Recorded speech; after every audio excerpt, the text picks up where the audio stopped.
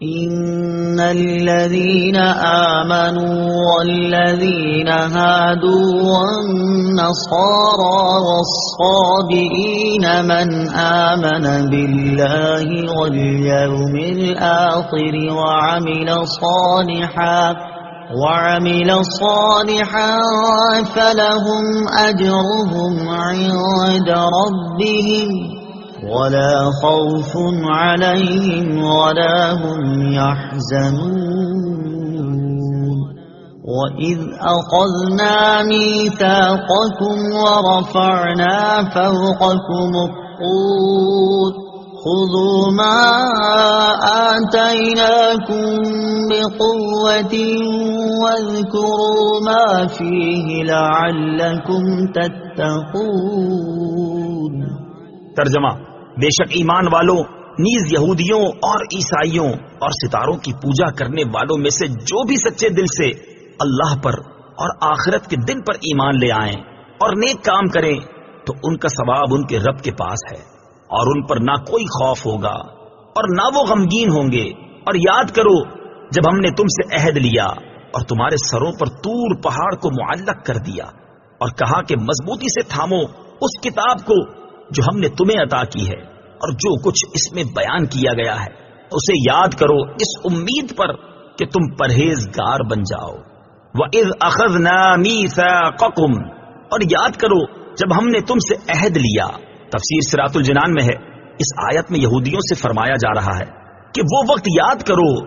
کہ جب اللہ تعالیٰ نے بنی اسرائیل سے عہد لیا کہ وہ توریت کو مانیں گے اور اس پر عمل کریں گے، لیکن پھر انہوں نے اس کے احکام کو بوجھ سمجھ کر قبول کرنے سے انکار کر دیا، حالانکہ انہوں نے خود بڑی التجا کر کے حضرت موسیٰ علیہ الصلوۃ والسلام سے ایسی آسمانی کتاب کی درخواست کی تھی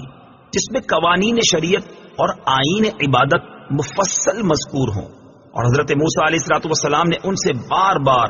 اس کے قبول کرنے اور اس پر عمل کرنے کا عہد لیا تھا، اور جب وہ کتاب عطا ہوئی تو انہوں نے اسے قبول کرنے سے انکار کر دیا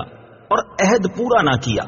جب بنی اسرائیل نے اللہ تعالیٰ سے کیا ہوا عہد توڑا تو حضرت جبریل امین علیہ الصلوۃ والسلام نے اللہ تعالیٰ کے حکم سے طور پہاڑ کو اٹھا کر ان کے سروں کے اوپر ہوا میں معلق کر دیا، اور حضرت موسیٰ علیہ الصلوۃ والسلام نے ان سے فرمایا تم یا تو عہد قبول کر لو ورنہ پہاڑ تم پر گرا دیا جائے گا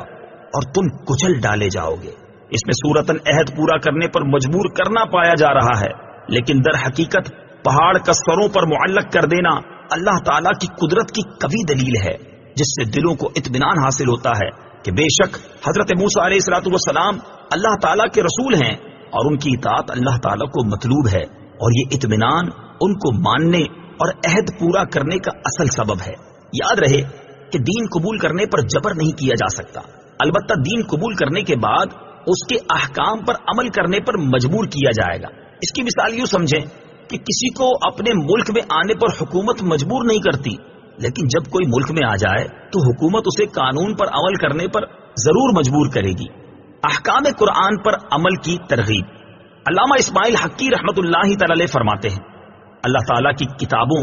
سے مقصود ان کے تقاضوں کے مطابق عمل کرنا ہے، نہ فقط زبان سے بالترتیب ان کی تلاوت کرنا۔ اس کی مثال یہ ہے کہ جب کوئی بادشاہ اپنی سلطنت کے کسی حکمران کی طرف کوئی خط بھیجے اور اس میں حکم دے کہ فلاں فلاں شہر میں اس کے لیے ایک محل تعمیر کر دیا جائے، اور جب وہ خط اس حکمران تک پہنچے تو وہ اس میں دیے گئے حکم کے مطابق محل تعمیر نہ کرے، البتہ اس خط کو روزانہ پڑھتا رہے، تو جب بادشاہ وہاں پہنچے گا اور محل نہ پائے گا تو ظاہر ہے کہ وہ حکمران عتاب بلکہ سزا کا مستحق ہوگا، کیونکہ اس نے بادشاہ کا حکم پڑھنے کے باوجود اس پر عمل نہیں کیا۔ تو قرآن بھی اسی خط کی طرح ہے جس میں اللہ تعالیٰ نے اپنے بندوں کو حکم دیا کہ وہ دین کے ارکان جیسے نماز اور روزہ وغیرہ کی تعمیر کریں، اور بندے فقط قرآن مجید کی تلاوت کرتے رہیں اور اللہ تعالیٰ کے حکم پر عمل نہ کریں تو ان کا فقط قرآن مجید کی تلاوت کرتے رہنا حقیقی طور پر فائدہ مند نہیں۔ یہی بات امام غزالی رحمت اللہ تعالی علیہ نے بھی